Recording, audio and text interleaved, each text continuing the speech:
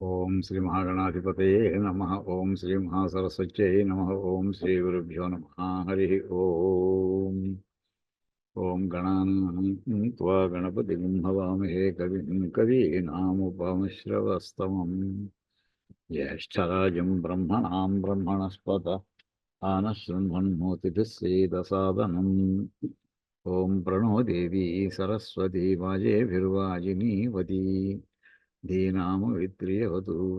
ఓం మనం ప్రార్థన చేద్దామండి ఇందులో. ఓం నారాయణం పద్మభువం వసిష్ఠం శక్తిం చ తత్పుత్ర పరాశరం చ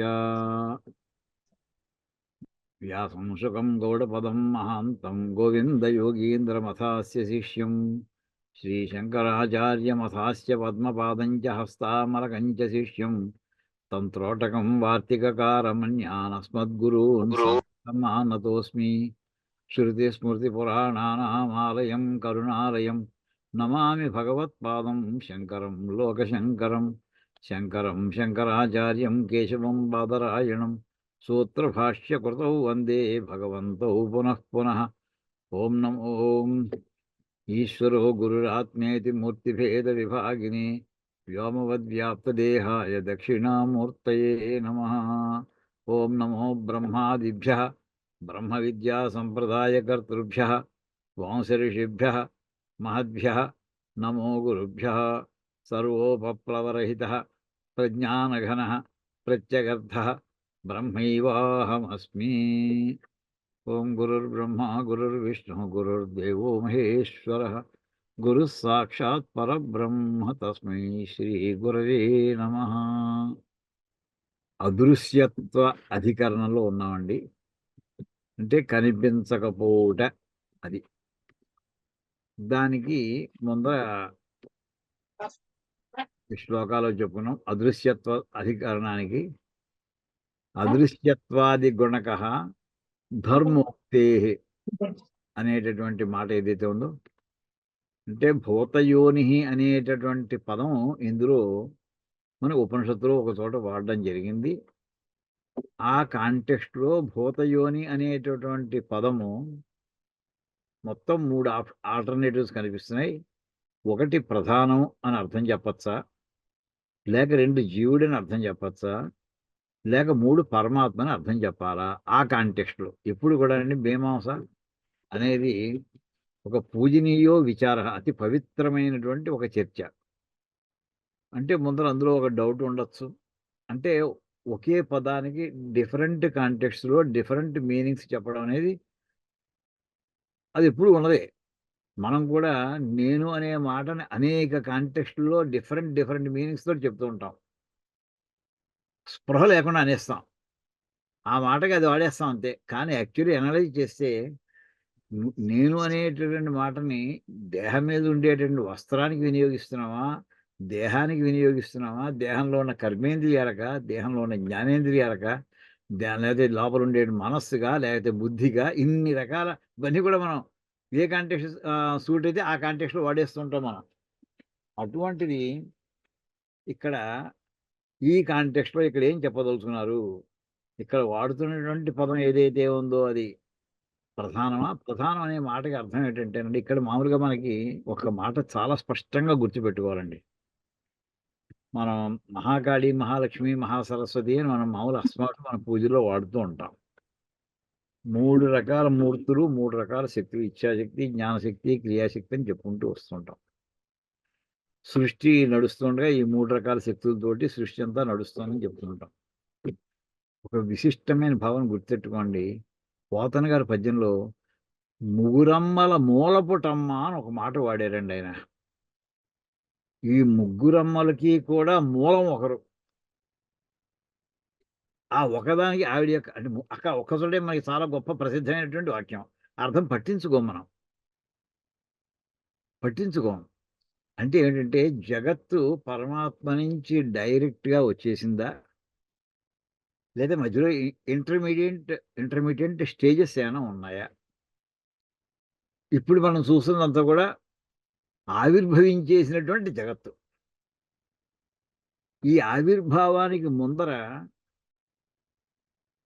పరమాత్మ సంకల్పానికి తర్వాత అంటే 2 స్టేజెస్ మధ్యలో ఇంకో స్టేజ్ ఉందండి. అంటే ఇంకా సృష్టి స్టార్ట్ చేయడానికి ఒక క్షణం ముందర. ఎంత ఇంకా సృష్టి స్టార్ట్ అవ్వలేదు. అలా గదా అని అమ్మవారు ఇంకా ఫార్మ్ ఆవిడని ఐడెంటిఫై చేయడం లేదు అని కూడా లేదు. ఆవిడ యొక్క రూల్ అప్పుడే ఫిక్స్ అయిపోయింది.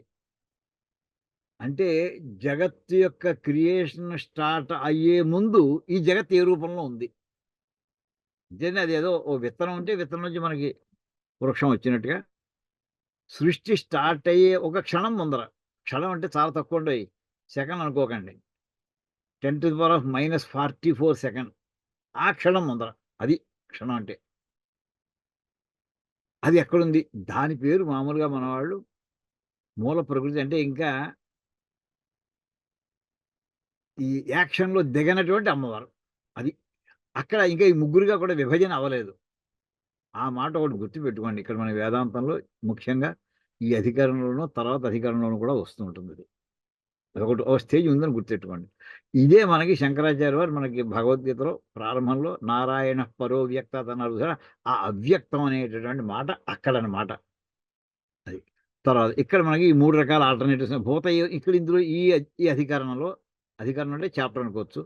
ఇందులో అందులో సబ్‌సెక్షన్స్ కూడా ఉంటుంటాయి.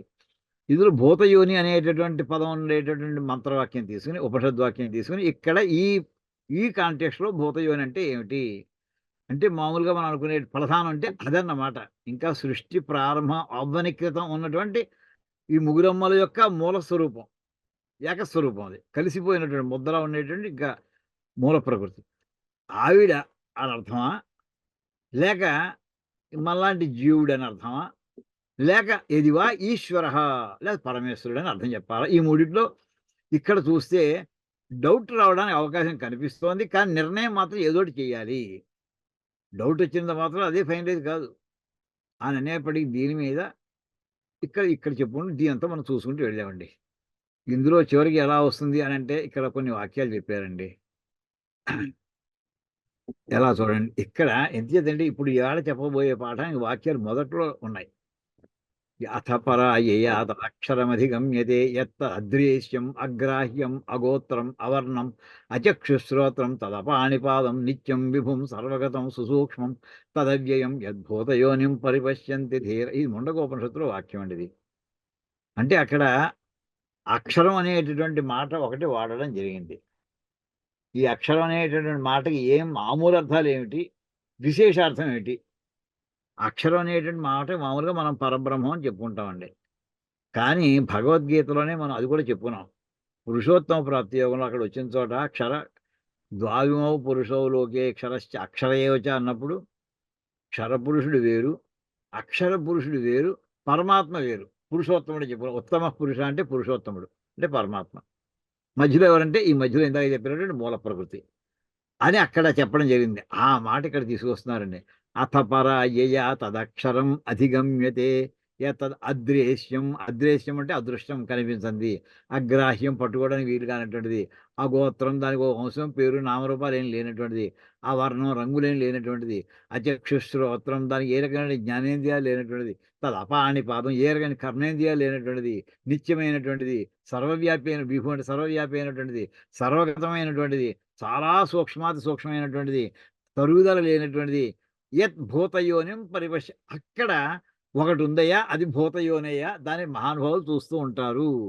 అని ఇక్కడ వచ్చినటువంటి ఈ భూతయోని అంటే ఎవరు అని అక్కడ అది దీని గురించి చర్చండి. అని చెప్పి ఆ సృష్టి ఎలా జరుగుతుందో కూడా అక్కడ ఓ వాక్యం చెప్పాడండి. ఇక్కడ ఏమయ్య ఇది మామూలుగా ప్రధానం అంటే మూల ప్రకృతి అని అనుకుంటారేమో అది కుదరదయ్యా ఇక్కడ అని చెప్పి ఇక్కడ ఒక శ్లోకం కూడా ఒక మంత్రం కూడా మళ్ళీ ముండకోపనిషత్తులోని వాక్యం ఉంది. సృష్టి ఎలా జరిగిందో యథోర్ణనాభిసృజతే గృహ్ణతే చ యథా పృథివ్యామోషధయః సంభవంతి యథా సతః పురుషాత్ కేశలోమాని తథాక్షరాత్ సంభవతీహ విశ్వం.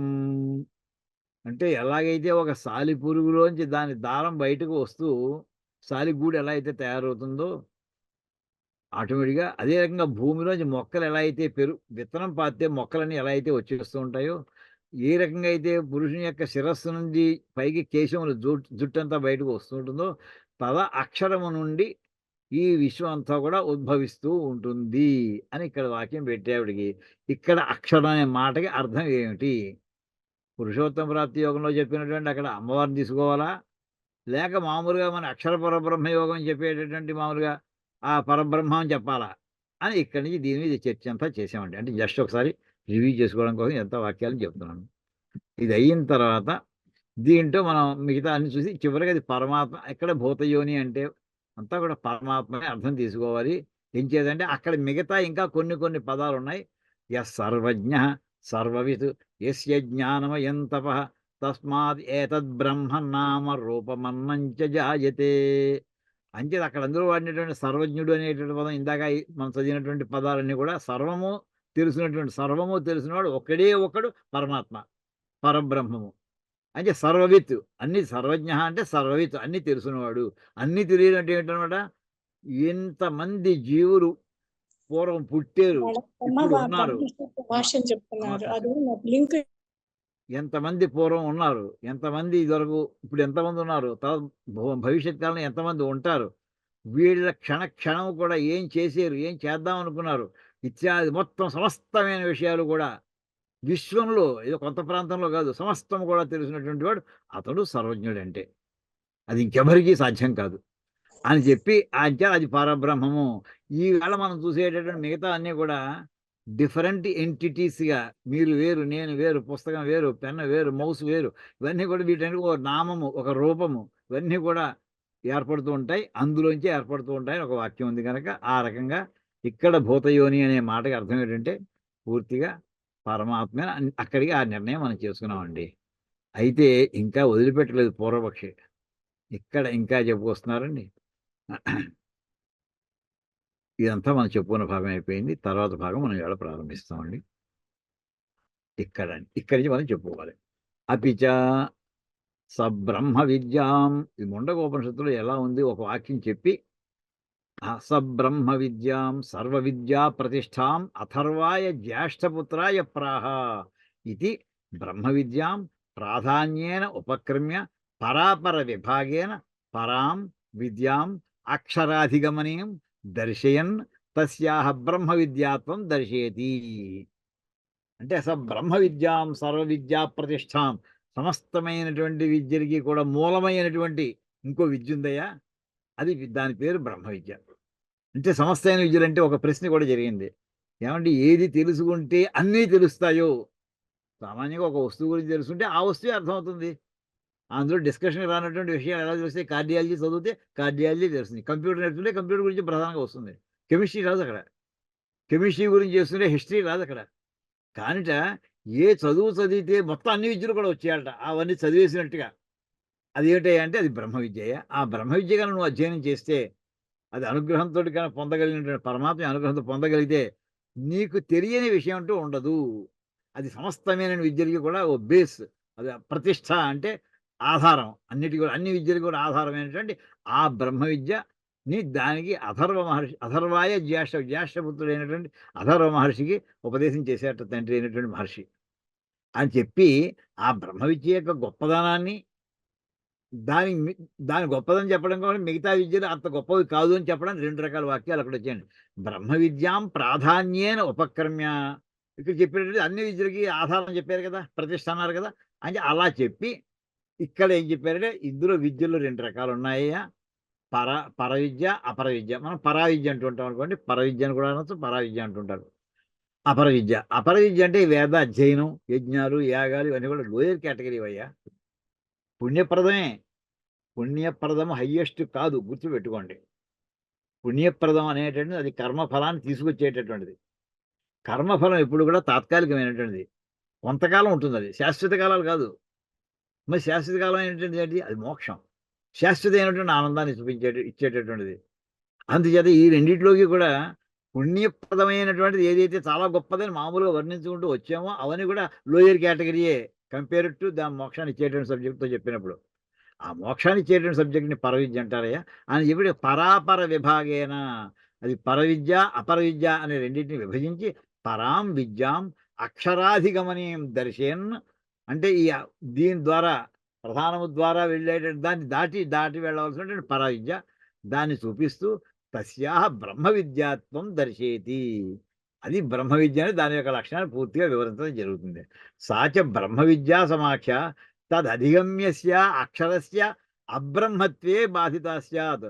లేదయ్యా, అక్షరాన్ని దాటి ఉంది అనేప్పుడు అక్షరం అంటే పరబ్రహ్మం అనకుండగా, అక్షరం అంటే పరబ్రహ్మం అనకుండా అమ్మవారు సెకండ్ లెవెల్ అన్నాం అనుకోండి, జూనియర్ అన్నట్టుగా చెప్తే దానివల్ల ఏంటంటే బ్రహ్మ విద్య కాదు సెకండ్ లెవెల్ విద్య అయిపోయిందయ్యా. దానికి ఎఫెక్ట్ చేసినట్టు, దాన్ని పాడు చేసి దాని యొక్క పర్పస్, దాని యొక్క లెవెల్ నుండి డిఫీట్ చేసినట్టు అయిపోయింది. అక్షరస్య అబ్రహ్మత్వే బాధిత స్యాత్. అపర ఏమిటి? అపర ఋగ్వేదాది లక్షణ కర్మ విద్య బ్రహ్మ విద్యోపాక్రమే ఉపన్యస్యతే బ్రహ్మ విద్యా ప్రశంసాయై. ఈ బ్రహ్మ విద్యను గురించి బ్రహ్మ విద్య ఉపక్రమే బ్రహ్మ విద్యను చెప్పడం ప్రారంభించే సమయంలో ఉపన్యసించబడుతున్నది. ఏమిటిది? ఎందుకోసం అయ్యా అంతా? ఋగ్వేదం గురించి ఇక్కడేది నువ్వు చెప్పదు, ఋగ్వేదం అంతా కూడా అయిపోయింది. లేదయ్యా, ఇక్కడ మళ్ళీ ఋగ్వేదం యొక్క స్థాయి చెప్పాలి. అంత గొప్ప ఋగ్వేదం కూడా సెకండ్ లెవెల్, ఫస్ట్ లెవెల్ కాదు అని. అపర ఋగ్వేదాది లక్షణ యజ్ఞత. ఆ ఋగ్వేద యజుర్వేద సామవేదాలన్నీ కూడా ముఖ్యంగా ముందరి భాగాలు, ఉపనిషత్ భాగం కాదండి ఇక్కడ వేదం అంటే. ముందరి సంహిత, బ్రాహ్మణం, ఆరణ్యక భాగం వరకే. అవన్నీ ఆ భాగం ఉన్నటువంటి వేదాలన్నీ కూడా అవి కర్మ విద్య. యజ్ఞయాగాది కర్మలన్నింటిలో కూడా వినియోగించే మంత్ర సమూహంతో నిండి ఉన్నటువంటిది. అది దానివల్ల ఏమవుతున్నాయా? వాటి తక్కువగా అంచనా వేస్తావు ఎందుకు అంటే, అది కర్మ విద్యని సూచిస్తాయ్యా. అందులో బ్రహ్మ విద్యని చెప్పట్లేదు. కర్మ విద్య యొక్క స్థాయి ఒకటి చెప్తాను చూడు. ప్రవాహ్యేతే అధురుడ యజ్ఞరూప అష్టాదశోక్తం అవరం యేషు కర్మ ఏతశ్రేయ ఏ అభినందంతి మూఢా జరామృత్యుం తే పునరేవాపియంతి. ఈ కర్మ విద్యని ప్రతిపాదించినటువంటి ఋగ్వేదంలో ముందరి భాగం, యజుర్వేదంలో ముందర భాగం, సామవేదంలో ముందర భాగం, అథర్వణ ఇవన్నీ కూడా ముందర భాగాలు ఏవైతే ఉన్నాయో ఉపనిషత్తులు కాని భగవంతాన్ని కూడా, అవి మొత్తం యజ్ఞయాగాల్లో ఎంతమంది ఇన్వాల్వ్ అవుతారయ్యా? ఒక్కొక్క యజ్ఞంలో 18 మంది ఇన్వాల్వ్ అవుతారు. ఎవరయ్యా వాళ్ళు? అంటే పీటల మీద కూర్చున్నటువంటి వాడు భార్యాభర్త, అంటే యజ్ఞం చేసేటటువంటి యజమాని పత్ని ఇద్దరు. వాళ్ళ సహాయంగా ఉండేటి 16 మంది ఋత్వికులు ఉంటారటండి. సో 16 + 2 18 మంది. అష్టాదశోక్తం 18 మందితో కూడి చేసేటటువంటి ఆ రకంగా చేస్తే ఏమొస్తున్నాయా? యజ్ఞ రూప. ఆ కర్మ ఏ రూపంలో కన్వర్ట్ అవుతున్నది? అది యజ్ఞం అనేటువంటి ఒక ప్రాజెక్ట్ రూపంలో ఎగ్జిక్యూట్ అవుతుంది. అది ఏమవుతున్నాయా చివరికి? ఆ దృఢమైనది కాదయ్యా. అంటే దృఢమైందంటే ఎప్పుడు అంటే ఏదో కుర్చీయో, టేబులో చేయించుకున్నట్టే గట్టిగా ఉండాలని కోరుకుంటాం. కింద పడేస్తే ఏ కారణాలు ఉండొచ్చు. విరిగిపోవడం అలాంటి జరిగిపోకుండాను. కానీ ఈ కర్మఫలం అనేటువంటిది శాశ్వతంగా ఉండదే. ఈవేళ కాకపోతే ఎప్పుడప్పుడు ఫలాన్ని ఇచ్చి తీరుతుంది. కల్పకోటి శతైరపి. ఆ ఫలం వచ్చిన తర్వాత ఆ ఫలం శాశ్వత కాలాలు ఉంటుందా? ఉండదు. కర్మ యొక్క లక్షణం అది. ఏ కర్మ చేసినా కర్మ ఫలాన్ని ఇచ్చి తీరుతుంది. ఆ కర్మఫలం తాత్కాలికమైనటువంటిది. తాత్కాలికం అంటే అప్పటికప్పుడు ఇవి అయిపోతుందని కాదు. కొంతకాలమే, పరిమితమైన కాలానికే. అంచేత దాన్ని ఏమన్నారంటే అదురుఢ. అది గట్టిది లేదయ్యా దానికి. ఓటుదే.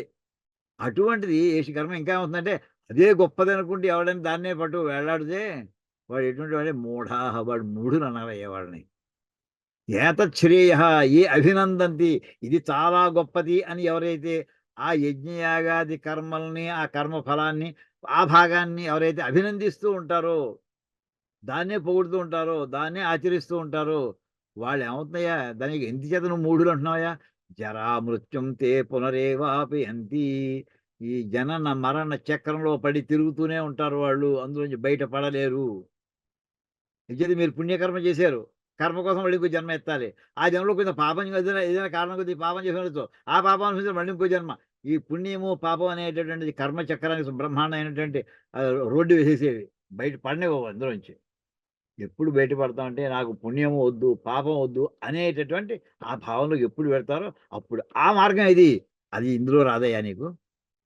అది లోయర్ లెవెల్ వేదాలతోటే జరుగుతుంది కర్మ మార్గం అంతా కూడా.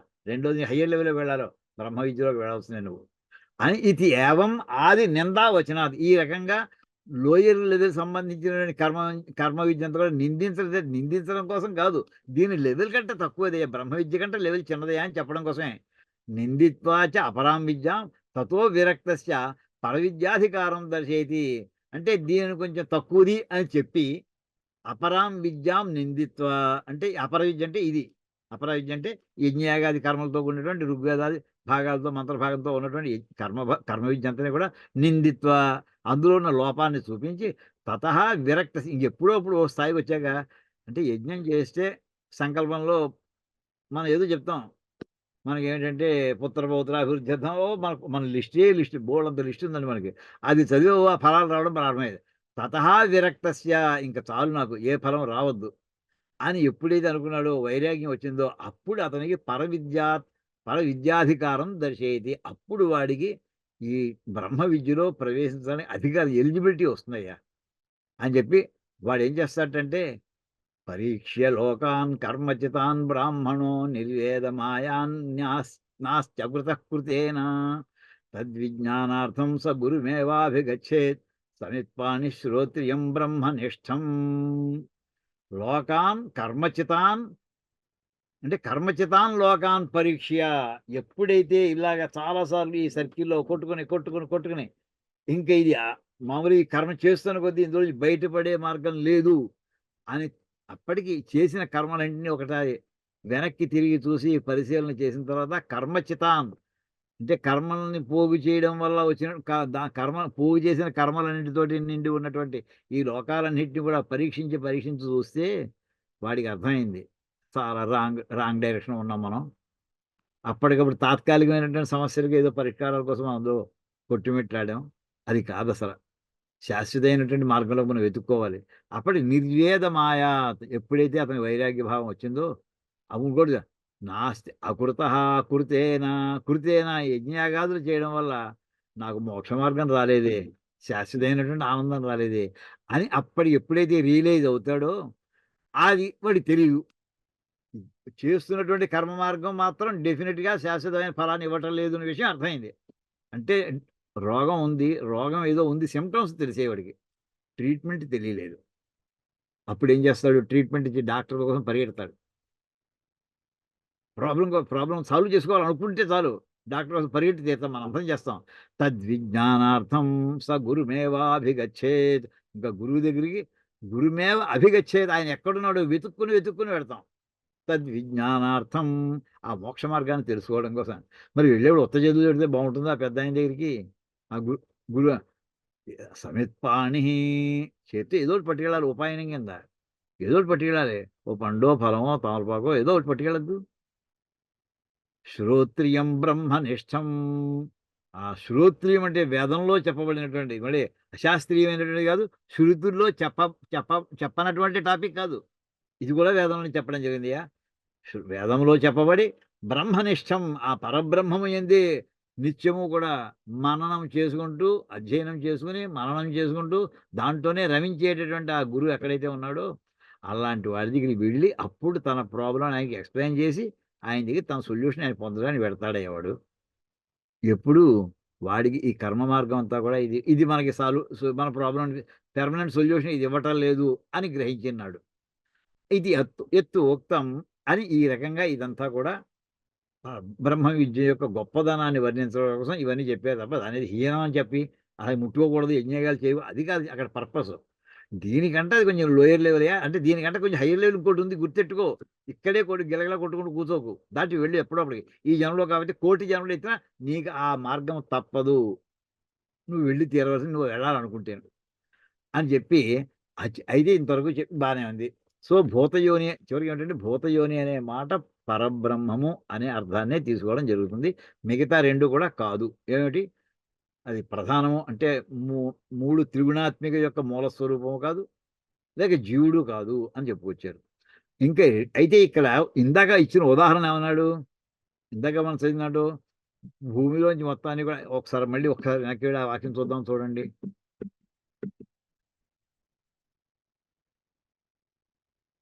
ఎక్కడుంది చూడండి. యథా పృథివ్యాం ఓషధయః సంభవంతి అనే మాట ఇక్కడ ఆ మాట పట్టుకొని ఇప్పుడు దీని మీద చర్చ చేయబోతున్నారండి. పృథివ్యాం ఓషధయః సంభవంతి. మనం ఆనపదెట్టినా, బీరపదెట్టినా ఇవన్నీ కూడా భూమి నుంచి వచ్చేస్తున్నాయి. అలాగే ఇక్కడ భూమి అనే పదాన్ని వాడి, అలాగే పరబ్రహ్మ నుంచి బ్రహ్మాండం అంతా వస్తోంది. అదండి వాక్యం. సిమిలి ఏమిటంటే, ఉపమాలంకారం ఏంటంటే, భూమి నుంచి పంటలన్నీ కూడా, ఔషధం అంటే అన్ని రకాల పంటలు. ధాన్యం కావచ్చు, గోధుమలు కావచ్చు, పెసలు కావచ్చు, ఏదైనా కావచ్చు, మామూలు ఆనపాలు, బీరపాలు ఏదైనా అనుకోవచ్చండి.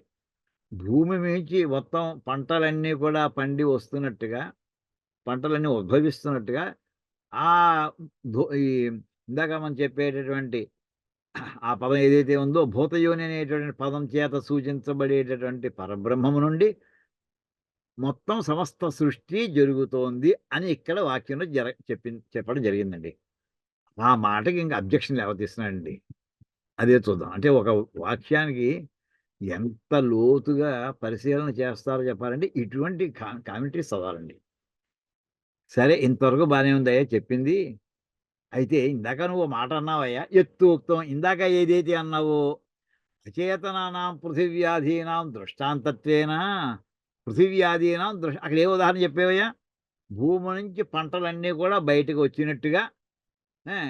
అంటే పృథివ్యాధీనాం దృష్టాంతత్వేన ఉపాదానాత్ దార్ష్టాంతికేనాపి అచేతనేన భూతయోనినా భవితవ్యం ఇతి. ఇక్కడ ఇంకో క్వెషన్ లేవదీశాడండి. ఎంత జాగ్రత్తగా ఫాలో అవ్వండి. పెర్ఫెక్ట్ సిమిలీ చూసుకోండి. ఇందాక భూతయోని అనేటువంటి మాట మనకి ప్రధానము అంటే ప్రకృతి అనుకోండి. అమ్మవారు అందాం. ఆవిడ కాదు అని చెప్పడానికి ఏం కారణం చెప్పారండి ఇక్కడ? ప్రధానం జడ పదార్థము. జడ పదార్థానికి ఈ భూతయోని కారణం కుదరదు. జడ పదార్థం కనుక. జీవుడు కూడా పైనుంచి ఎక్కడి నుంచో వాడికి ఎనర్జీ వచ్చింది కనుక వాడు యాక్టివిటీ చేస్తున్నట్లయితే వాడి శరీరం నుంచి ప్రాణం వెళ్ళిపోతే వాడెవడో అందరికీ తెలుస్తుంది. వాడు స్వతహాగా గొప్ప తెలివితేటలు అన్ని శక్తులు ఉన్నటువంటి వాడు కాదు. బారోడ్ ఎనర్జీతో నడుస్తున్నాడు వాడు. సో, వాడు కొత్తగా సృష్టి చేయట్లేదు. వాడంతా అవుతుందనుకుంటూ ఉంటారు అంతే. వాళ్ళకున్న ఎనర్జీ బయట నుంచి ట్రాన్స్మిట్ అయ్యి వాళ్ళలో ప్రవేశించడం ఎనర్జీ ద్వారా జరుగుతుంది తప్ప, వాడి సొంత తెలివితేటలు, సొంత శక్తులు కావు ఇవి. ఆ కారణం చేత వాళ్ళిద్దరూ కూడా భూతయోని అనే పదానికి అర్హులు కాదు. వాళ్ళు జడ పదార్థాల కిందే లెక్క అని తేల్చేసారండి. ఇప్పుడు ఉదాహరణ ఏం చెప్తున్నా ఇందాక అక్కడ చూపించాను.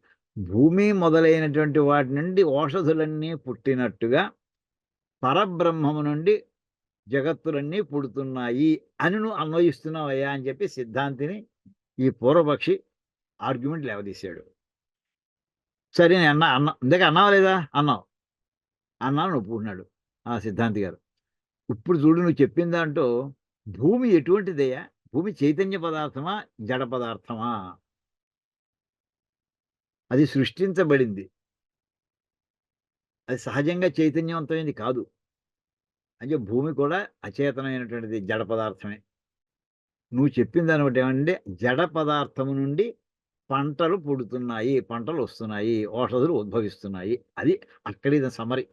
నువ్వు చెప్పిన వాటికి భూమి నుంచి ఓషధులన్నీ ఉద్భవిస్తున్నాయి అంటే అర్థం ఏంటంటే జడ పదార్థం నుండి పంటలన్నీ కూడా ఓషధులన్నీ కూడా ఉద్భవిస్తున్నాయని నువ్వు చెప్పినట్టు అయింది. నువ్వు కాదనలేవు. ఇంచేత భూమి జడ పదార్థం నువ్వు ఒప్పుకుంటావు, నేను ఒప్పుకుంటాను. ఇప్పుడు అలా అన్నప్పుడు నేనేమంటానంటే ఇందాక నువ్వేమన్నావు? అంటే ఇవన్నీ కూడా కొంచెం ఇంట్రికేట్‌గా ఉంటాయండి లాజిక్‌లన్నీ కూడా. ఇప్పుడు నీ ప్రధానమైనటువంటి మాట ఇందాక నువ్వు జడ పదార్థం అయ్యి అంచేత భూతయానికి కుదరదన్నావు.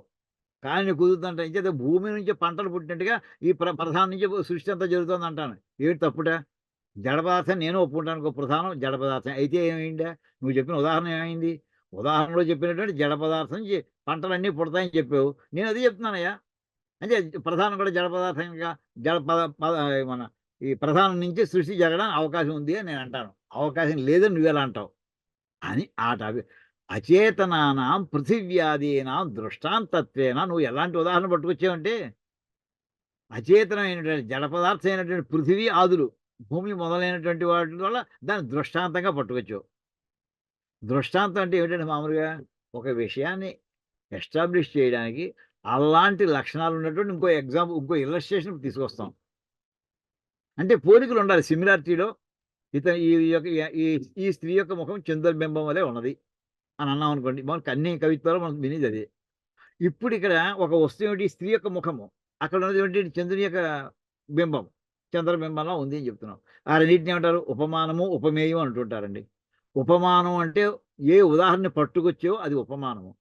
అసలు ఉన్న వస్తువు ఏంటి? ఇక్కడ ముఖము. అది ఉపమేయము.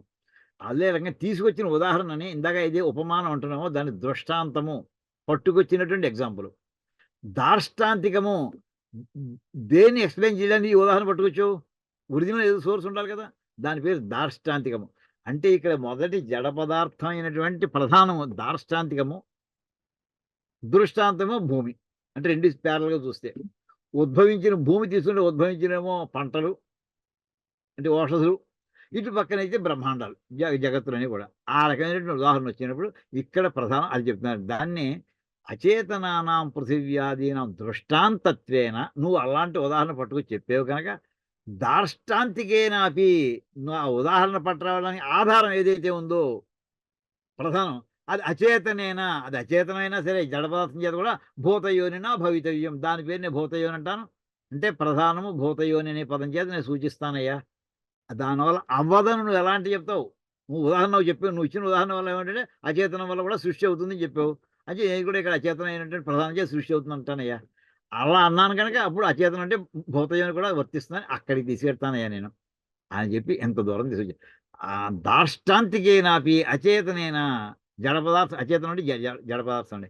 జడ పదార్థమైన నువ్వు ఉదాహరణలో పట్టుకొచ్చిన దానికి ఆధారం ఏదైతే ఉందో అది కూడా అచేతనంగా ఉంటే దాని పేరు నేను భూతయోని అనొచ్చు. భవితవ్యం ఇది అని పూర్వపక్షి ఆర్గ్యుమెంట్ లేవదీస్తే అప్పుడు సిద్ధాంతి గారు తదయుక్తం నువ్వు అలా అనడానికి వీల్లేదయ్యా. అయుక్తం తదయుక్తం.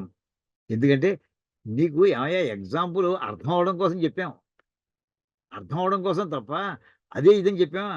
ఎవరైనా ఎక్కువ తింటున్నాడు అనుకోండి, "ఏడు కుంభకర్ణులా ఎక్కువసేపు నిద్రపోతున్నాడు. ఏడు కుంభకర్ణులా వీడు" అంటాం. అంటే కుంభకర్ణుడు అంటే వాడి సైజు 60 అడుగులండి. అక్కడ వాడు సైజు గురించి లెక్కొచ్చిందా అక్కడ? వాడు నిద్రపోవడం గురించినటువంటి అంశే తీసుకున్నాం మనం. అంతసేపు నిద్రపోతే కుంభకర్ణుడు నిద్రపోతున్నాడు, ఎక్కువ తింటున్నాడు కానీ బకాసురుడు భోంచేస్తున్నాడేంటి? వాడు బకాసురుడు సైజు వాడికి తేడా ఉంది. ఆ ఉదాహరణ సైజు కాదు అక్కడ లెక్క. అందుచేత ఉదాహరణకి, ఉదాహరణకి ఆధారం రెండిటికి ఐడెంటికల్ పోలిక అన్ని లక్షణాలు ఉండాలని ఎక్కడైనా రూల్ ఉందా? అదండి ఇక్కడ తీసుకుని. నువ్వు ఒక అంశంలో, ఒక యాస్పెక్ట్‌లో నీకు సిమిలారిటీ ఉండొచ్చు. అంతవరకే తీసుకోవాలి. ఆ మాట చెప్తున్నా. నహి దృష్టాంత దార్ష్టాంతికయోః అత్యంత సామ్యేన భవితవ్యమితి నియమః అస్తి. ఇక్కడ ఇక్కడ పట్టుకొచ్చాను. నియమః నాస్తి. దృష్టాంతం అంటే ఎగ్జాంపుల్. దార్ష్టాంతికం అంటే బేస్ ఏదైతే ఇక్కడ ఫండమెంటల్ దేనికోసం ఎక్స్‌ప్లెయిన్ చేయడం కోసం ప్రారంభించామో దాని పేరు దార్ష్టాంతికము. ఈ రెండిటిగా అత్యంత సామ్యేన అంటే ఇక్కడ 100 పాయింట్స్ ఉంటే ఆ 100 పాయింట్స్ పెర్ఫెక్ట్‌గా మ్యాచ్ అవ్వాలని ఎక్కడైనా రూల్ ఉందా? భవితవ్యం అయి తీరాలి. 100 పాయింట్లు కూడా దానికి ఉన్నటువంటి లక్షణాలు అన్నీ 100కి 100 అక్కడ ఉండాలని ఏమైనా ఉందా? భవితవ్యం నియమః నాస్తి. ఉదాహరణకి ఈ యొక్క ముఖం సుందరమైన ముఖం చంద్రబింబలా ఉంది. చంద్రుడు పెద్ద బండరాళ్ళ గుట్ట అనుకుందామండి. ఈడు మొహం రాళ్ళ గుట్ట. అది సైజు 3500 కిలోమీటర్లు డయామీటర్ అండి అది చంద్రుడిది. ఈవిడ మొహం ఇంత 3 అంగుళాలు, 4 అంగుళాలు మామూలుగా రేడియస్ 6 అంగుళాలు ఉంటుంది. ఎక్కడ నువ్వు పోలికలు ఎక్కడున్నాయి సంపూర్ణంగా? ఒకటే అసలు గుండ్రంగా ఉంది అనేటటువంటి విషయం వరకే తీసుకుంటున్నాం తప్ప, మిగతా అన్ని ఆస్పెక్ట్స్ మ్యాచ్ అవ్వలేదు. ఆ రకంగా ఇక్కడ అత్యంత సామ్యేన భవితవ్యమితి నియమః నాస్తి. నా ఇక్కడి నుంచి ఇక్కడ కలుస్తుందండి. అటువంటి నియమం అన్ని అంశాలు కూడా పెర్ఫెక్ట్‌గా సిమిలర్‌గా ఉండాలనేటటువంటి ఆ రూల్ ఎక్కడా లేదయ్యా. అపి చ స్థూలాः పృథివ్యాదः దృష్టాంతత్వేన ఉపాత్తా ఇతి. అది ఉదాహరణ కోసం పట్టుకొచ్చాడు తప్ప, అది ఇక్కడ స్థూల ఏవ దార్ష్టాంతికः భూతయోనిః అభ్యుపగమ్యతే.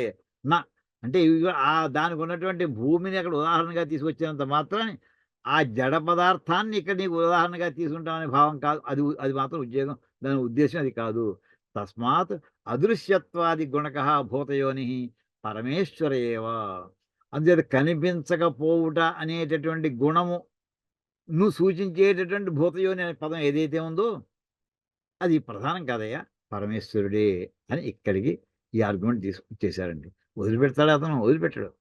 ఇంకా మళ్ళీ ఇంకోటి లేవదీస్తాడు చూడండి. అయితే ఈ మాటకి ఇంకా వెంటనే ఇంకో సూత్రం వేస్తున్నారండి సూత్రకారుడు. ఈ మాటనే అంటే ఆ భూతయోని అనేటటువంటి పదం పరమాత్మకే చెందుతుంది, ప్రధానానికి చెందదు, జీవుడికి చెందదు అని చెప్పడానికి ఇందాక చెప్పినటువంటి మొట్టమొదటి సూత్రంతో పాటు దానికి సపోర్టింగ్‌గా ఇంకో 2 సూత్రాలున్నాయి. విశేషణ భేద వ్యపదేశాభ్యాం చ నేతరౌ అన్న సూత్రం అండి. ఇందులో పదం ఏంటంటే విశేషణ భేద వ్యపదేశాభ్యాం చ న ఇతరౌ. నేతరౌ అంటే న ఇతరౌ. ఇతరౌ అనేటువంటి పదం ఏంటండి అది? ఏ వచనం అది? ఇతరః రామః రామౌ రామాః అన్నట్టుగా ఇతరౌ అది ద్వివచనం. 2 ఇద్దరి గురించి చెప్తున్నట్టండి. న ఇతరౌ మిగతా 2 కాదు. 2 ఇతరులే. ఇతరులు ఎంతమంది కూడా ఇక ఆ శబ్దంలో మన సంస్కృతంలో ద్వివచనం వల్ల ఉపయోగం ఏంటంటే అండి, ఆ ఇద్దరు ఎవరంటే ఇప్పుడు ప్రధానం కాదని చెప్పాడు కదా! ప్రధానం జీవుడు కాదన్నారు కదా! ఆ ఇద్దరు కాదయ్యా అని చెప్పడం కోసమని ఆ ఇద్దరు కాదయ్యా అని చెప్పడం నా ఇతరవు ఇక్కడ ద్వివచనం వాడడంతోటి ఆటోమేటిక్‌గా ఆ ఇద్దరే ఇంకోటి ఇంకో మూడోవాడు రాడండి ఇక్కడికి. ఎలా వాళ్ళిద్దరు కాదంటావయ్యా? అంటే విశేషణ భేద వ్యపదేశాభ్యాం. అంటే ఇందాక ఇచ్చినటువంటి ఆ భూతయోని అనేటువంటి పదానికి వేసినటువంటి విశేషణాలు ఏమున్నాయో, వ్యపదేశము అంటే చెప్పుట అని అర్థం అండి. దానికి కొన్ని విశేషణాలు చెప్పడం జరిగింది. ఆ విశేషణాలను చూడు. భూతయోని పదం ఒక్కటే పట్టు కూర్చోకు. దానికి చెప్పినటువంటి భూతయోని అనే పదానికి చెప్పినటువంటి విశేషణములు ఏవైతే ఉన్నాయో, ఆ విశేషణాలు అనలైజ్ చెయ్యి. పరబ్రహ్మ అని అర్థం వస్తుంది. పరమేశ్వరుడని అర్థం వస్తుంది. అది ఒక కేటగరీ. ఇంకోటి కూడా ఉంది ఇది సపోర్టింగ్‌గా. భేదములున్నాయి. అంటే ఏమిటి? ఇప్పుడు పరమాత్మకిను ప్రధానానికి భేదం ఉందా? లేదా? ఉంది. ఆ భేదాన్ని సూచించే పదం కూడా ఇందాక చెప్పిన వాక్యంలో ఉందయ్యా. పరమాత్మకి, జీవుడికి భేదం ఉందా? లేదా? ఉంది.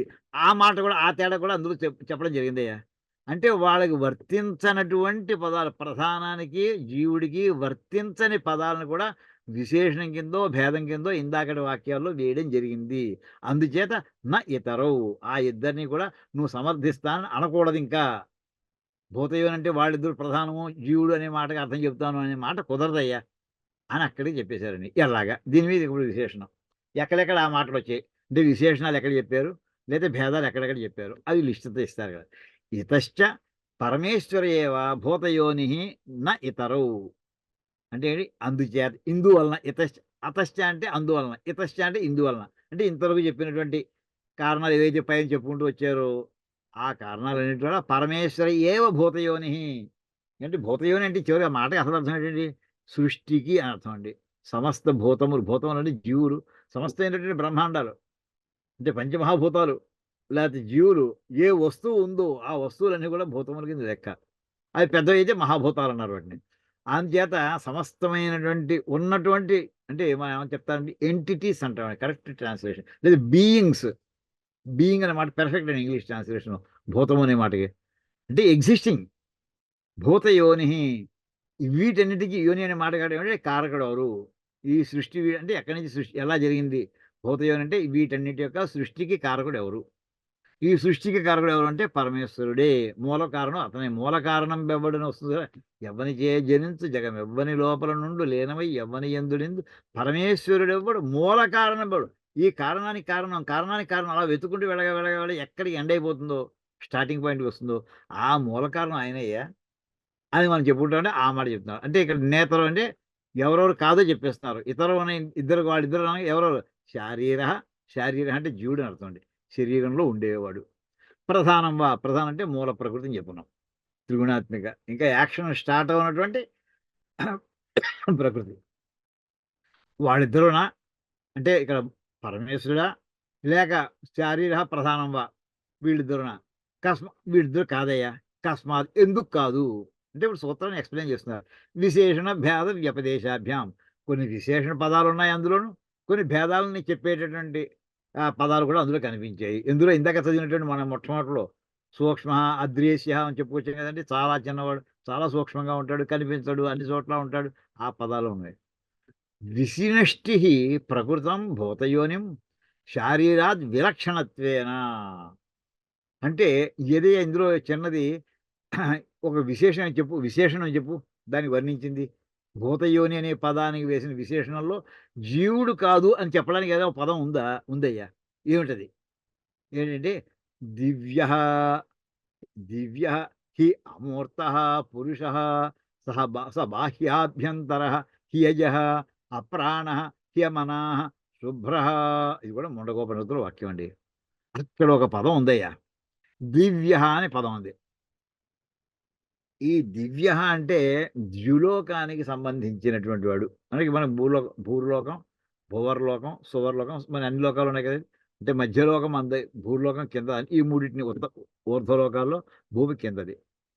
మనకి భూమి, అంతరిక్షము, ద్యులోకము. ఇదని 3 లోకాల కింద విభజిస్తే మూడో దాని హైయెస్ట్ లెవెల్‌ని ద్యులోకం అంటాం. ఆ ద్యులోకంలో ఉండేటటువంటి దాన్నే దివి అంటుంటారు.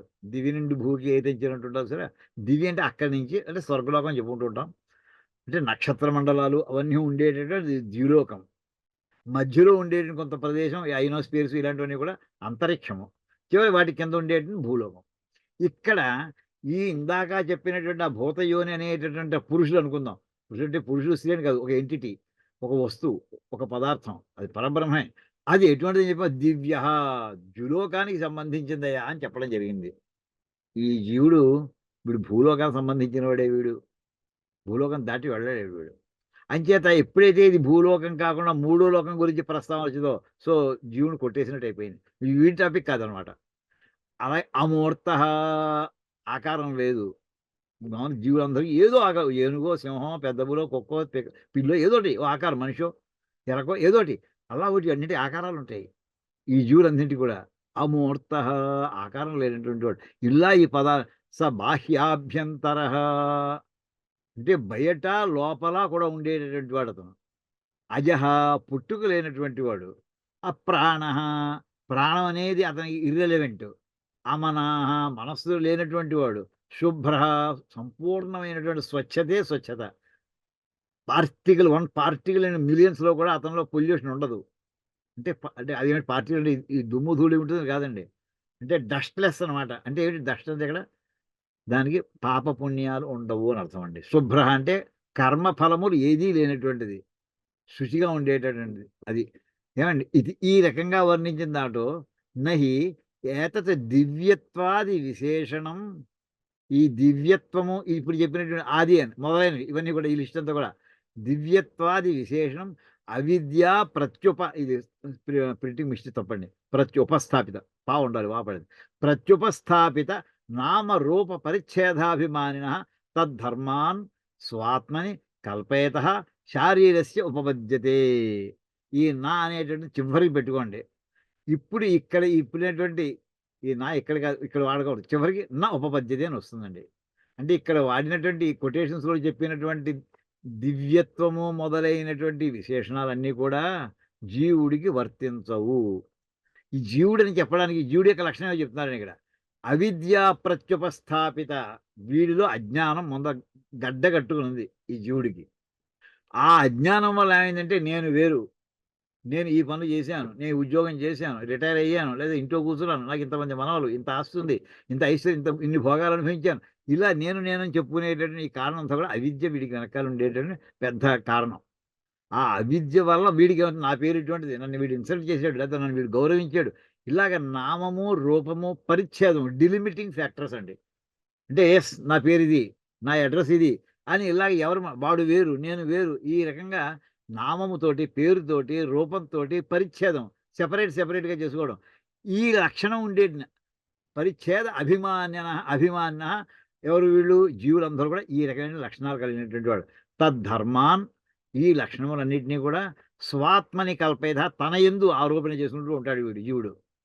ఏమిటంటే నా పేరు ఇది, నా అడ్రెస్ ఇది, నా హైట్ ఇంత, నా వెయిట్ ఇంత ఇలా ఈ లక్షణాలన్నీ కూడా ప్రతి జీవుడు అన్నీ కూడా తనవి అని అనుకుంటూ ఉంటాడు.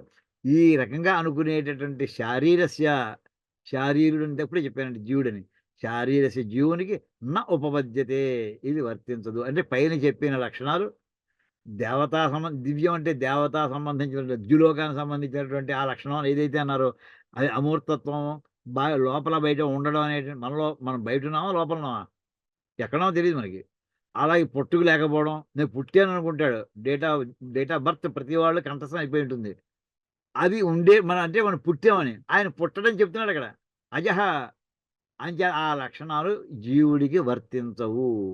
తస్మాత్ సాక్షాత్ అంచేత మరి ఎక్కడి నుంచి పుట్టిందంటావయ్యా? ఎవరో మొత్తం సృష్టి జరిగింది. బ్రహ్మాండాలు పుట్టాయి.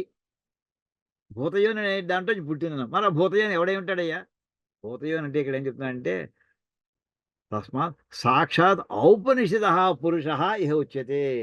ఉపనిషత్తుల్లో వర్ణించబడినటువంటి ఒక మహానుభావుడు ఎవరైతే ఉన్నాడో అతన్ని చెప్పాలి. ఆ మహానుభావుడు అంటే పరమాత్మ అని అర్థం అండి. పరమేశ్వరుడు. ఉపనిషత్తులో దాని చక్కటి ప్రయోగం అండి. ఔపనిషదః పురుష ఉపనిషత్తుల్లో ప్రస్తావన చేయబడినటువంటి పురుషుడు. అతను ఔపనిషద పురుషుడు అంటుంటారండి పరమాత్మని. అంటే ఉపనిషత్తుల్లోనే వర్ణించడం జరిగింది. అంటే నిర్గుణ పరబ్రహ్మము. అతను ఇక్కడ ఇహ ఉచ్యతే ఇక్కడ ఆ మాట చెప్పడం జరిగిందయ్యా. తథా ఇది ఇంతవరకు జీవుడు కాదని చెప్పడానికి కారణం చెప్పారు. ఉదాహరణ అంటే ఎగ్జాంపుల్ పట్టుకొచ్చి నువ్వు ఈ క్యారెక్టరిస్టిక్స్ అన్నీ కూడా జీవుడు వర్తించవు గనక ఇక్కడ భూతయోని అనే పదం జీవుడికి వర్తించదు అని క్లోజ్ చేసేశారు. మరి ప్రధానం ఇంకా మిగిలిపోయింది. తథా ప్రధానాదపి ప్రకృతం భూతయోనిం భేదేన వ్యపదిశతి. ఇందాక ఏమిటి అక్కడ మనకి విశేషణాల్లోంచి పట్టుకొచ్చి ఈ రెండిటికి తేడా ఉందయ్యా, భూతయోనికి వచ్చినటువంటి విశేషణాలు వీడికి వర్తించవు కనుక కొట్టేస్తున్నాం, కేసు కొట్టేసామన్నారు. ఇప్పుడేమంటారంటే మరి ప్రధానానికి పరమాత్మకి పోటీ పెడితే ఆ ప్రధానం యొక్క డెఫినేషన్ వేరు, పరమాత్మ యొక్క డెఫినేషన్ వేరయ్యా. వేరుని మాట పడుతున్నాం, భేదం ఉంది రెండింటికి డెఫినేషన్స్లో. ఆ మాటలోకి వస్తున్నారండి. తథా ప్రధానాదపి ప్రకృతం భూతయోనం. ప్రకృతి అంటే ప్రస్తుతం ఏ టాపిక్ అయితే డిస్కస్ చేస్తున్నామో అది ప్రకృతం. ప్రకృతి కాదండి, ఇది ప్రకృతము అంటే ప్రజెంట్లీ డిస్కస్డ్ టాపిక్. ప్రకృతం భూతయోనిం, ప్రస్తుతం మనం డిస్కస్ చేసినటువంటి భూతయోని అనే పదం ఏదైతే ఉందో దానికి ప్రధానం కంటే ఇది భేదేన వ్యపదిశది. దీని స్పష్టంగా భేదం ఉందా రెండింటికి అని ఆ రకంగా చెబుతున్నాడు. ఎలాగయ్యా? అక్షరాత్ పరతః పరః ఇది. ఆ భూతయోని ఎటువంటిది అని ఒక వాక్యం దొరికిందంటే ఇది అక్షరాత్, అక్షరం కంటే మించి ఇంకా తర్వాత ఉన్నదయ్యా అని అన్నాడండి. అక్షరానికి మించి, అక్షరానికి బయట ఉన్నటువంటి గొప్పవాడు. అక్షరానికి బయట లేదా అక్షరం కంటే పైన ఉన్నటువంటి గొప్పవాడు అని అన్నారండి. అంటే పరతః అంటే పైన, దీనికంటే భిన్నముగా, అక్షరం కంటే భిన్నముగా ఇంకొకడు ఉన్నాడు. ఇప్పుడు ఎవరు ఇందులో ఇద్దరు ఉన్నట్టు తెలిపోయింది కదండి. వాడు పరుడు, పరుడు అంటే సుప్రీం అని అర్థం కూడా. అంచేది అక్షరము కంటే భిన్నమైనటువంటి సుప్రీం ఇంకొకటి ఉన్నారు అంటే అక్షరం సుప్రీం కాదు అని అర్థం వచ్చేసింది. అక్షరం అవ్యాకృతం నామ రూప బీజ శక్తి రూపం భూత సూక్ష్మం ఈశ్వరాశ్రయం. ఈ అక్షరం అంటే అయితే అక్షరం కంట బయట ఇంకా పైవాడు ఇంకొకటి ఎవడో ఉన్నాడు అని అన్నప్పుడు ఈ అక్షరం అంటే ఏమిటో కూడా చెప్పుకొస్తున్నారండి. ఇందాక చెప్పాను, ఇంకా సృష్టి ప్రారంభం లేదు, గుర్తెట్టుకోండి. త్రిగుణాత్మిక ఇంకా యాక్షన్ స్టార్ట్ చెయ్యని క్రితంలో బీజ రూపంలో ఉంది ఆవిడ. ఆయన ఎప్పుడు అన్నాడో అక్షరంలో స్టార్ట్ అయిపోతుంది, బ్రహ్మాండాలు పుట్టిపోతాయి ఆవిడలోంచి. అక్షరం అంటే ఏంటంటే అవ్యాకృతం, ఇంకా వికారము రాలేదు, మార్పు రాలేదు, సృష్టి జరగలేదు అని అర్థం అండి. ఇంకా ఎటువంటి ఇంకా మరి మరి జీవులందరూ నామ రూప బీజ శక్తి రూపం, బీజ రూపంలో ఉన్నాయి ఇవన్నీ కూడా. ఈ జీవులందరూ కూడా ఉన్నారు. అంత ముందర సృష్టి ఎప్పుడు జరిగిందంటే ఎప్పటి నుంచి అలా జరుగుతూనే ఉంది, అనంత కాలాల నుంచి.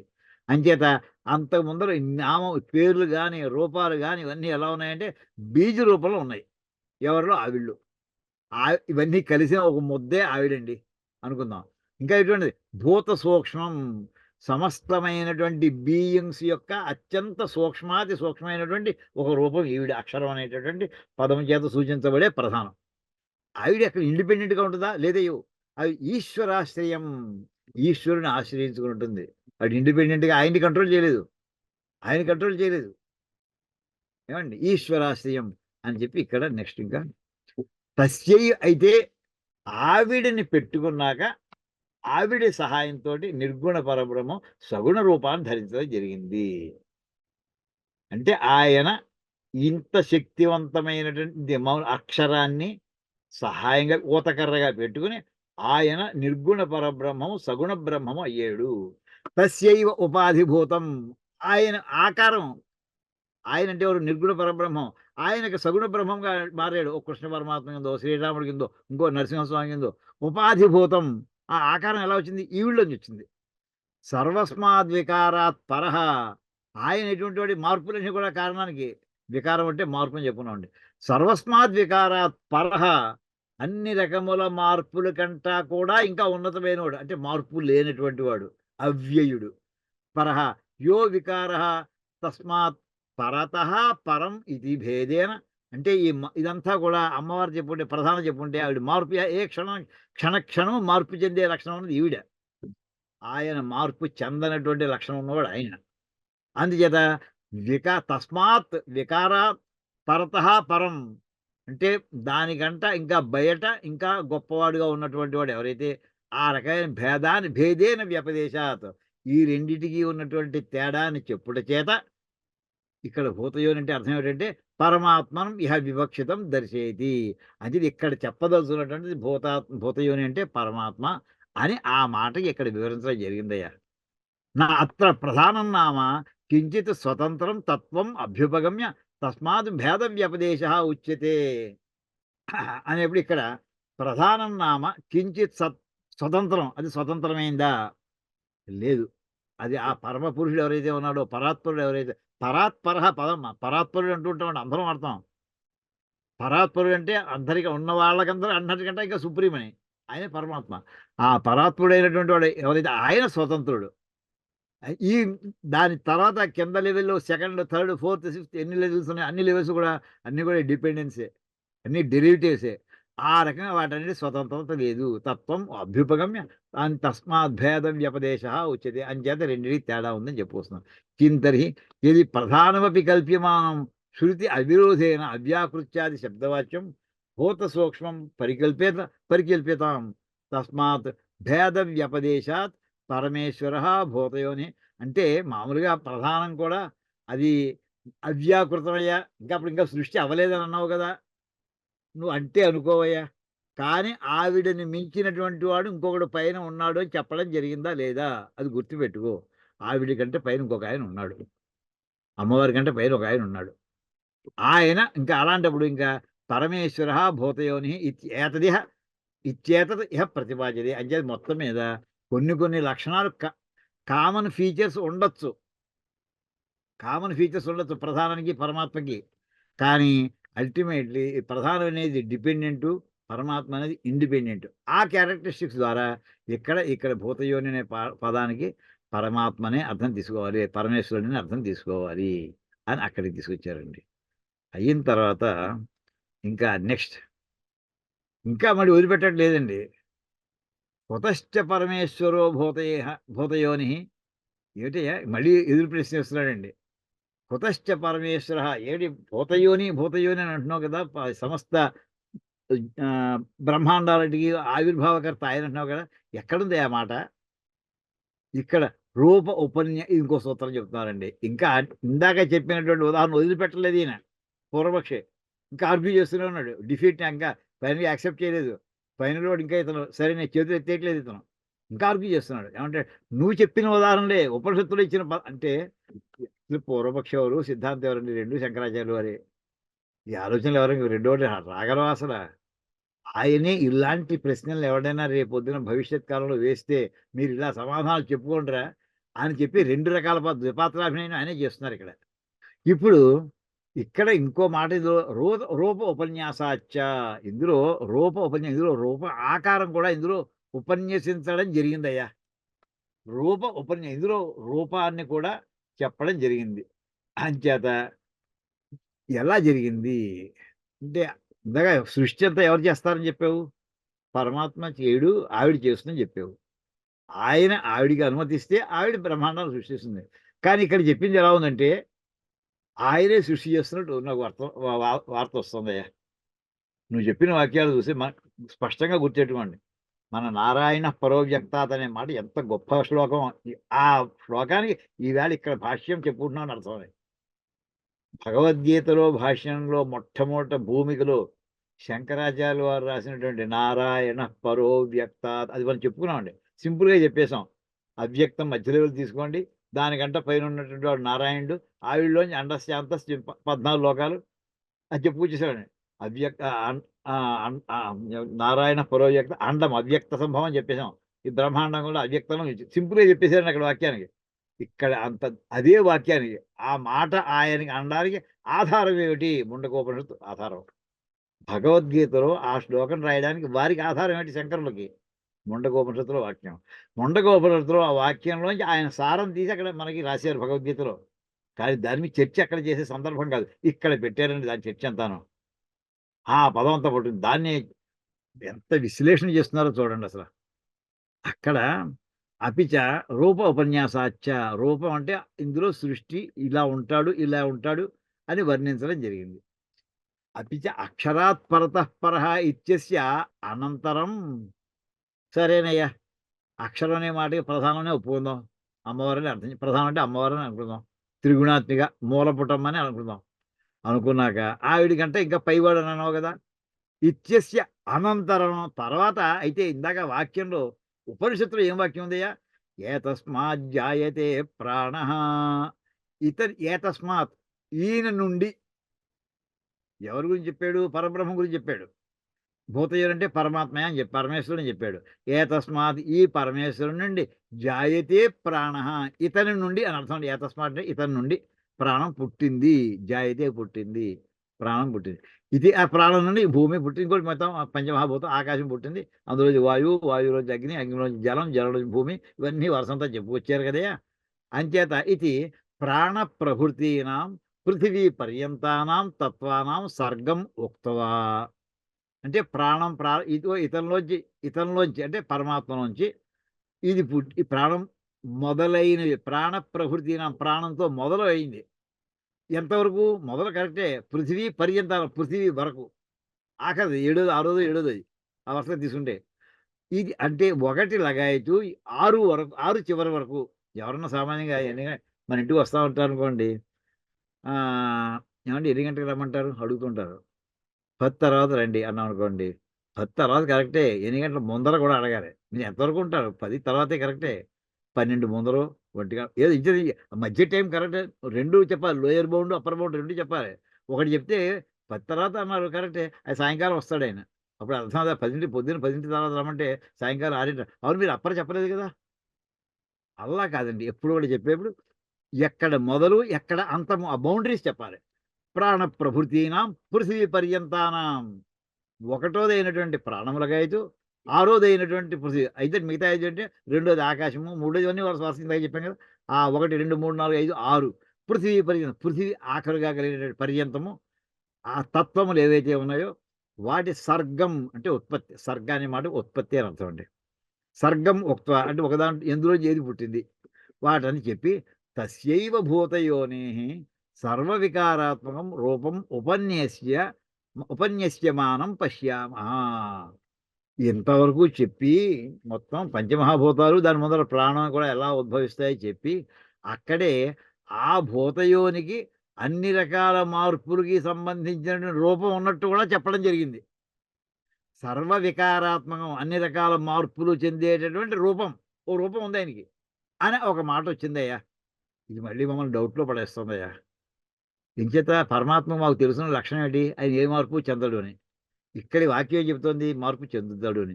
మార్పు చెందేటటువంటిది ఏమని చెప్పాం? అమ్మవారని చెప్పాం. సెకండ్ లెవెల్‌లో చెప్పాం. ఇప్పుడు అలాంటి భూతయోని మళ్ళీ ఈ కారణం తీసుకురా గానీ భూతయోని అనే మాటకి రెండో దానికే వెళ్ళిపోతుంది. అమ్మవారికే వెళ్ళిపోతుంది. ప్రధానానికే వెళ్ళిపోతుంది. పైగా దానికి వెళ్ళదయ్యా అని చెప్పాల్సొస్తుందేమో అని. దానికేమంటావు? అని ఇక్కడ చెప్పుకొస్తున్నారండి. ఎక్కడ ఆ వాక్యం ఒకటి చెప్తున్నారిక్కడ. అంటే ఈ ప్రాణంలగాయతూ పృథివీ వరకు వర్ణించిన తర్వాత ఆ భూతయోనికి సర్వ వికారాత్మకం అన్ని రకముల మార్పులు చెందేటటువంటి లక్షణం ఉన్నటువంటి రూపం ఉపన్యస్యమానం చెప్పబోయేటువంటి రూపం ఇక్కడ పశ్యామః కనిపిస్తోంది. చూస్తాం. అగ్నిర్మూర్ధ చక్షుషీ చంద్ర సూర్యౌ దిశశ్రోత్రే వాగ్వివృతాశ్చ వేదాః వాయుః ప్రాణః హృదయం విశ్వమస్య పద్భ్యాం పృథివీ ఏష సర్వభూతాంతరాత్మా అనే వాక్యం ఇచ్చారండి. ఏమిటిక్కడ అగ్నిర్మూర్ధ ఈయన యొక్క పరమేశ్వరుని యొక్క ఈ భూతయోని అని అనుకున్న కాసేపు భూతయోని గురించి చెప్పాలి కదా! భూతయోని చేత చెప్పబడేటువంటి పురుషుడు ఎవరైతే ఉన్నాడో ఆ పురుషుడో స్త్రీయో ఆ పదం చేత చెప్పబోయే అగ్నిర్మూర్ధ అగ్నిహోత్రం శిరస్సయ్యా. మూర్ధ అంటే శిరస్సు. కళ్ళేమిటి? చక్షుషీ చంద్ర సూర్యుడు చంద్రుడు ఇద్దరు కళ్ళయ్యా ఆయనకి. చెవులేమిటి మరి? దిశశ్రోత్రే దిక్కులే చెవులు. వాగ్వివృతా మరి వేదాలు ఎక్కడి నుంచి? వాగ్వివృతాశ్చ వేదాః ఆయన వాక్కులోంచి వచ్చినటువంటి ఏర్పడినటువంటివే వేదాలయ్యా. వాయుః ప్రాణః అప్పటికి వాయుదేవుడు ఆ ప్రాణం ఆయన ప్రాణం కాస్త వాయుదేవుడయ్యా. హృదయం విశ్వమస్య ఆయన హృదయం కాస్త విశ్వమయ్యా. అస్య పద్భ్యాం పృథివీ ఆయన పాదాలేమిటి? పృథివీ భూమి. ఆయన ఎటువంటి వాడంటే ఇట్లా చెప్పి ఆయన సర్వభూతాంతరాత్మ సమస్త జీవుల్లోనూ ఉంటాడయ్యా. ఇదండి వర్ణన. ఇప్పుడు ఈయనకు రూపాన్ని వర్ణించినట్టు అయిందా? అవ్వలేదా? అది క్వెషన్. తలకాయ చెప్తున్నాడు, చేతులు చెప్తున్నాడు, 2 కళ్ళు చెప్పాడు, 2 చెవులు చెప్పాడు, నోరు చెప్పాడు, శరీరం చెప్పాడు, హృదయం చెప్పాడు, ఇన్ని చెప్పాడు. అంతా రూపానికి సంబంధించిందే అని చెప్పి ఇది తచ్చ అని చెప్తే ఇప్పుడు ఇదంతా ఏమయ్యా ఇది ప్రధానానికి వర్తిస్తుందా? వర్తించదా? అని డౌట్లు అవధిస్తున్నాడండి పూర్వపక్షి.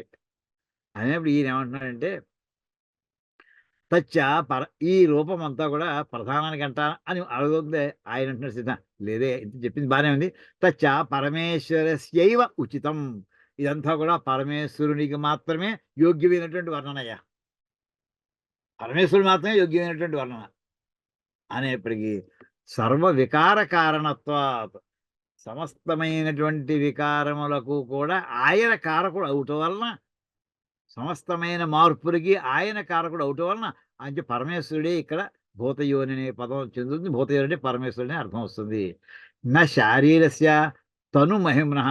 ఇందాక ఇప్పుడు అపోజిట్ పార్టీలో ఉన్న రెండే, వాడు జీవుడు అంటావా ప్రధానం అంటావా అని. జీవుడికి లెక్కేద్దాం పోనీ. శారీరస్య జీవుడికి తను మహిమ, ఇలాంటి గొప్ప శరీరం ఉందంటావా? ఎక్కడైనా చూసామా? నా నా ముందర వేసేసారు. శారీరస్య తను మహిమ్న నా. ఈ రకమైనటువంటి వర్ణన ఉండేటటువంటి శరీరం కలిగినటువంటి జీవుడు ఇంతవరకు పుట్టలేదు, పుట్టడు కూడా అసంభవం. అది వాడి జీవుడు అన్నాం అప్పుడు ఉంటే. అంచేత జీవుడిని కొట్టిపడేసాం, కేసులో తీసేసాం, ఎలిమినేట్ అయిపోయాడు. నెక్స్ట్ నాపి ప్రధానస్య అయం ఉపన్యాస సంభవతి. ఇంకా మిగిలిపోయేది ఎవరు? ఇంకా ప్రధానం. ఈ వర్ణన అంతా కూడా ప్రధానానికి వర్తిస్తుందా అంటే ప్రధానస్య, ప్రధానానికి కూడా ఈ ఉపన్యాసం న సంభవతి, దాన్ని వర్తించదయ్యా ఇది. ఎలాగా? సర్వభూతాంతరాత్మత్వ అసంభవాత్. ఇక్కడ అంతా చెప్పి చెప్పి ఆఖరి ఒక్క మాట వేసాడండి. ఇన్ని రకాల లక్షణాలు ఉన్నటువంటి మహానుభావుడు సమస్త జీవులకి కూడా లోపల ఉంటాడయ్యా అని అన్నారే, అది అసంభవం అయ్యా ప్రధానానికి. సర్వభూతాంతరాత్మత్వ అసంభవాత్. సమస్తమైనటువంటి స్థావర జంగమాత్మకమైనటువంటి సృష్టిలో ఉన్నటువంటి ఎన్ని రకాల బీయింగ్స్ అన్ని ఉన్నాయో, జీవులు అందరూ ఉన్నారో, ప్రాణం ఉన్నవాడే కాదు, ప్రాణం ఉన్నవాళ్ళు, ప్రాణం లేదు, మొత్తాన్ని కూడా ఆ లోపల అందరిలోనూ లోపల ఉండడం అనేటటువంటి ఈ ప్రధానానికి అసంభవము అగుట వలన, అందుచేత ప్రధానం కూడా ఈ వాక్యానికి వర్తించదు. తస్మాత్ పరమేశ్వరయేవ భూతయోని న ఇతరౌ ఇది గమ్యతే. అందుచేత ఇంక మిగిలిపోయిన వాడు ఎవరు? ఇంకా మూడోది ఒకడే, పరమేశ్వరుడే. అంతే. ఈ రూపవర్ణన అంతా కూడా అది పరమేశ్వరుడికి సంబంధించిందే. మిగతా ఇద్దరికి ఆ సంబంధం వాళ్ళకి వర్ణించాలని తగినటువంటి యోగ్యత వాళ్ళకి లేదు. నా ఇతరు ఆ ఇద్దరు కూడా కాదయా అని అర్థం వస్తుంది. గమ్యతే అంటే so it is concluded like that. కథం భూతయోనే అయం రూపోపన్యాస ఇది గమ్యతే. ఏమయ్యా, ఇందాక భూతయోని అంటే ఆయనకి ఏ రకమైనటువంటి రూపం ఉండదని చెప్పుకోవచ్చావు కదా, ఇప్పుడు అంత రూపం చెప్తే ఎలా ఈ రెండింటికి ఎలా నువ్వు సింక్రనైజ్ చేస్తావయ్యా? ఓ పక్కనేమో రూపం లేనటువంటి వాడు అంటావా, కనిపించని వాడంట అదృష్ట అంటారా? దీనికే మనకి ముండకోపనిషత్తులోనండి అసలు పరమాత్మని వర్ణించేటటువంటి గొప్ప వాక్యం చూడండి. ఇది మనం చాలా క్లాసులో చెప్పుకున్నాం కూడాను, రుద్రభాషలో కూడా చెప్పుకున్నాం. ఒక్కసారి ఆ వాక్యంలో వచ్చిన పదాలని జ్ఞాపకం చేసుకోండి ఒక్కసారి. నాంతః ప్రజ్ఞ నా బహిఃప్రజ్ఞ, అంటే లోపల ప్రజ్ఞ కాదు, నా బహిఃప్రజ్ఞ నోభయ ప్రజ్ఞ, అంటే రెండు రకాల సంధి కాలంలో ఉండేటువంటి కాదు. నా ప్రజ్ఞానఘన నా ప్రజ్ఞ నా ప్రజ్ఞ అని ఇంతవరకు చెప్పి ఆయన కనిపించడు. ఇవంతా చెప్పుకొచ్చేసి అక్కడ నా అదృష్ట, ఎవ్వరికీ ఇంతవరకు కనిపించలేదు ఆయన. అదృష్ట కనిపించలేదు ఆయన. ఏమండి? అవ్యవహార్య, ఇలా ఉంటాడు, నేను ఇలాగా ఈ లక్షణాలు చెయ్యట్టు, ఇలా ఉంటాడయా అలా ఉంటాడయా అని చెయ్యట్టు చూపించడానికి వీలుగా లేదు ఆయనకి. అగ్రాహ్య, పట్టుకోవడానికి వీలైనటువంటి వాడు. ఇలా నేను పట్టుకోవడానికి ఇదే ఇలా ఈ భక్తితో పట్టుకుంటాను, యజ్ఞయాగాలు పట్టుకుంటాను, దేనికి దొరకడు ఆయన. అగ్రాహ్య, కారణం ఏంటంటే అలక్షణ, ఏ లక్షణము లేదు. అదేంటి అక్కడ ఇచ్చిన నిర్వచనం. అలక్షణ అచింత్య, ఆయన ఊహించడానికి వీలు కాదు. మీకు ఏదైనా లక్షణం ఉందంటే మనం కాసేపు ధ్యానం చేద్దాం, గాయత్రి జపం చేసుకుంటాం అనుకోండి, ఓ గాయత్రిదే ఫోటో ఓ క్యాలెండర్లో ఏదో మనం రకరకాల ముక్త విద్రుం హేమని తోడఛాయి ఇలాగ ఓ రూపం ఏదో వర్ణన ఉంటే, ఓ పక్క ఈ శిరస్సు కాస్త తెల్లటి రంగులో ఉంటుంది, ముత్యంలా ఉంటుంది, ఇంకోటి ఏమో పగడంలా ఉంటుంది, ఇది అర్థం చేసుకోవచ్చండి. ఇవి లక్షణాలు ఉన్నాయి కనుక. ఏ లక్షణం లేవు, ఏం ధ్యానం చేస్తారు చెప్పండి మీరు? అలక్షణ, ఏ లక్షణం లేనటువంటి వాడు. అటువంటి వాడు అచింత్య, వాడిని ఎలా ఊహించాలి? అచింత్య అవ్యపదేశ్య, అవ్యపదేశం దాకా చెప్పుకోండి. వ్యపదేశం అంటే చెప్పడానికి వీలు కానటువంటి ఏ మాటలకి లొంగనివాడు. ఇవ్వండి ఆయనకి చెప్పినటువంటిది. ఇంకా ఎటువంటి వాడు ఆయన? ఏకాత్మ ప్రత్యయ సారహ, మొత్తం అంతా కలిపి ఒక్కడే స్వరూపుడే, ఒక్కడే ఆయన. ఏకాత్మ ప్రత్యయ సార, ప్రపంచోపశమనం. అక్కడ ప్రపంచం అనేది లేదు అసలు. అంటే రెండో వస్తువు లేదు. ప్రపంచోపశమనం. శాంతం, శివం, అద్వైతం. అద్వైతం అంటే రెండోది లేదక్కడ. అద్వైతం. ఇన్ని రకాల లక్షణాలు చెప్పుకొచ్చి చివరికి ఆయన ఏంటంటే స ఆత్మ. అది ఆత్మ అంటేనయ్యా. స విజ్ఞేయః. దాన్ని తెలుసుకోవాల్సిందయ్యా అని అక్కడికి తీసుకొచ్చి ఆ వర్ణం అంత ముండకోపనిషత్తులోనే వస్తుందండి. చతుర్థం మన్యంతే స ఆత్మ స విజ్ఞేయః. దాన్ని నాలుగో స్థాయి అనుకుంటారయ్యా అని చెప్పేటటువంటి ఇంతవరకు ఉన్నవి చూసారా? అవన్నీ మళ్ళీ అందులో కొంత పార్ట్ ఇక్కడ చెప్పుకుంటూ వస్తున్నారండి. అలాంటి వాడికి ఏ రకమైన అలక్షణం ఏ లక్షణం లేనటువంటి వాడికి ఈ రూపోపన్యాసం ఎలా కుదురుతున్నాయా? ఆ ప్రశ్న అడగడం చక్కటి ప్రశ్నేనండి. అంటే అంత చెప్పినా గాని ఇది పరమేశ్వరుడే, నువ్వు పరమేశ్వరుడు ఎలా మొండిగా వాదిస్తున్నట్టు కనిపించట్లేదా? నీకే అనిపించట్లేదా? లేదయ్యా! ఎలా అంటావు? ప్రకరణాత్ చాప్టర్‌లో అల్టిమేట్‌లీ ఇక్కడ ఉన్నటువంటి ఒక గొప్ప వాక్యాలున్నాయా? ఇక్కడ ఇంకా కొన్ని కొన్ని పదాలున్నాయి. ఆ పదాలు కూడా గుర్తెట్టుకోవాలి కంక్లూజన్‌కి రావడానికి. ప్రకరణాత్ ఏషః ఇది ప్రకృతానుకరణాత్ భూతయోని ఏతస్మాత్ జాయతే ప్రాణః ఏష సర్వభూతాంతరాత్మ ఇది వచనం భూతయోని విషయమేవ భవతి. ఇతని వల్ల మొత్తం సమస్త ప్రాణాలు పుడుతున్నాయి. ఏష ఇక్కడ ఆఖరి పదం ఇందాక వేసాడు చూసారా? ఏష సర్వభూతాంతరాత్మ అని ఇక్కడ ఇచ్చాడండి ఇందాక వెనకాల వాక్యంలో. సమస్తమైనటువంటి జీవుడికి లోపల ఉంటాడు అని చెప్పాడు. అది ఆ పదం కీవర్డ్ అయ్యది. ఆ మాట మిగతా ఎవరికీ వర్తించదు. ఇది వచనం భూతయోని విషయమేవ భవతి. అది భూతయోనికి సంబంధించినటువంటిది, పరమేశ్వరునికి సంబంధించింది. ఎలాగంటే అంటూ ఇక్కడ గొప్ప ఉదాహరణ పట్టించాడు. లౌకికమైన ఉదాహరణ. అదే చదువుకోవడానికి వెళ్ళారండి. ఒక కుర్రాడు ఒక ఆయన దగ్గరికి వెళ్లి, "ఏవండీ నన్ను ఎవరి దగ్గర పాఠం చెప్పుకోమంటారు?" అని అడిగాడు. అక్కడ ఇద్దరు ముగ్గురు ఉన్నారనుకుంటాం. మనుషులు నుంచున్నారు. ఇతను ప్రశ్న అడిగిన పెద్ద మనిషి ఇంకో ఇద్దరు ఒకాయన ఎవరో నుంచున్నాడు అవతల. ఈ వెంటనే ఈ సమాధానం చెప్తున్నాడు అడిగిన కుర్రవాడికి. "యథా ఉపాధ్యాయం ప్రకృతి ఏతస్మాత్ అధీష్వ ఏష వేద వేదాంగ పారగః." ఏవండీ ఎవరి దగ్గర ఈయన దగ్గర చదువుకోవయ్యా. ఈయన వేద వేదాంగ పారగుడు అని అంటాడండి మధ్యవర్తి. ఇప్పుడు ఉపా ఎవరి దగ్గర చదువుకోవాలంటే ఈయన చూపించాడు ఒకాయన్ని. ఆయన ఎటువంటి వాడని చెప్తే ఈయన ఇక్కడ ఈయన అనే మాటకి ఈ ఉపాధ్యాయుడు అన్నాడా? అనలేదు. అడగబోయి ఈయన అంటే చాలు ఎవరి గురించి మాట్లాడుతున్నావు? పరమేశ్వరుడు గురించి మాట్లాడుతున్నావు ఇక్కడ.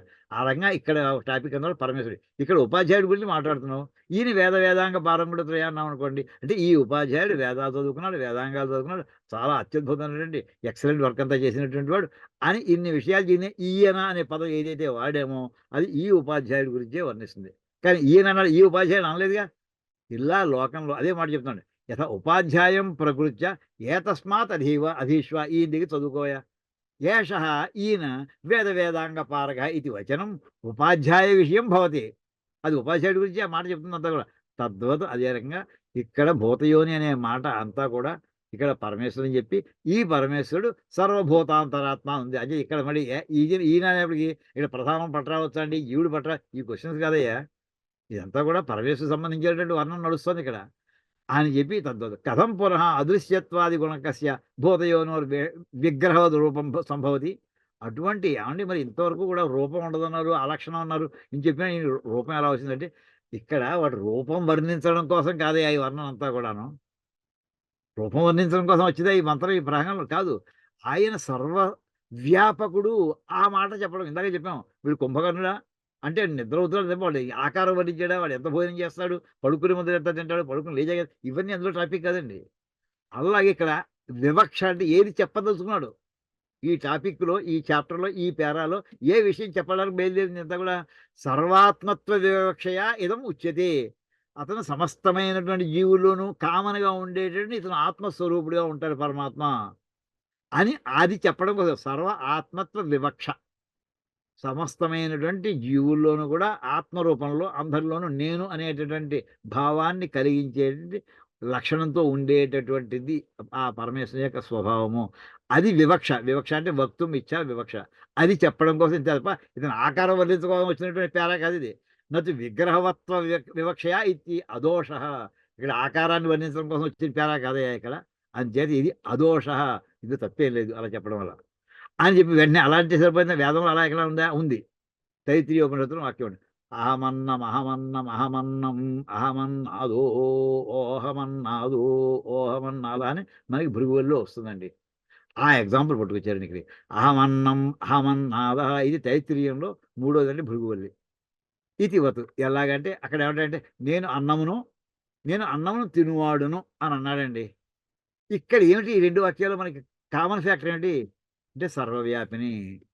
తినే అన్నాన్ని నేనే, తినబడేటటువంటి ఎవరైతే తింటున్నారో వాడిని నేనే అని చెప్పడం తప్ప, ఇది అన్నంలో ఉంటాడా లేదా, పచ్చడి ఉందా లేదా, కూర ఉందా అది చెప్పడానికి అక్కడ వచ్చిందా వాక్యం? లేదు.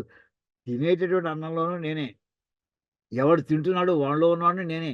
అది చెప్పడం కోసం వచ్చింది తప్ప, అక్కడ ఉండేటువంటి పదార్థాలేంటి, వంట ఏం చేశారు, ఇవి చెప్పడానికి రాలేదు కదా! అదే రకంగా ఇక్కడ సర్వాత్మత్వ వివక్ష ఏదైతే ఉందో దాన్ని చెప్పడం పరమేశ్వరుడు వర్తిస్తుందని చెప్పడమే తప్ప, మిగతాదేది కాదు అని చెప్పి, ఈ రకంగా ఇక్కడ ఈ వాక్యాన్ని తీసుకొచ్చారండి. అయితే ఇంతటితో వదిలిపెట్టలేదండి. ఇంకా కొంత నడుస్తోంది. మిగతాది తర్వాత చెప్పుకుందాం అని ఇక్కడ ఆపుకుందాం.